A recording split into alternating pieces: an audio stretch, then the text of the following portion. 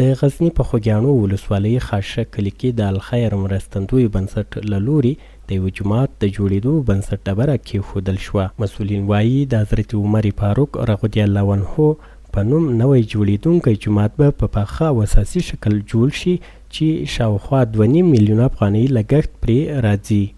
دغه مسجد چې 1506 متره مربع پراخوالی لري، دوی ته به د مسجد امام د حجرې ترڅنګ د اور خونه، منظم تشنابونه، د جنازې ځای ټول په نظر کې نیول شوي وي. په دغه مسجد باندې تقریبا د 2.5 میلیونه په شاوخوا کې افغانۍ لګښت راځي. په همدې مناسبت دیني علماو د جومات په دیني او فرهنګي مقام خبرې وکړې او له خلکو یې وغوښتل چې د دې مقدس ځای خیال وساتي. مسجد جوړېدل خو اسانه کار دی او پالنه بیا ډېره مهمه ده.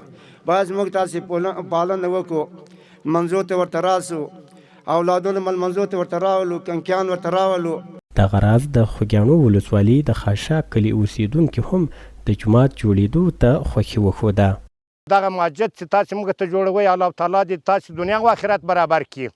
د ولس په پی د بس کې نه راکړی، د ولس یې توان نه لري.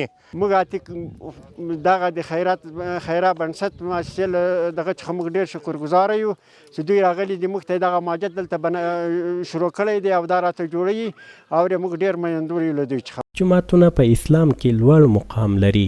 په افغاني ټولنه کې جوماتونه د اتحاد او خدای پرستي هغه مکانونه دي چې د تاریخ په اوږدو کې د دین په پیاوړتیا کې خپل اساسي رول لرلی دی.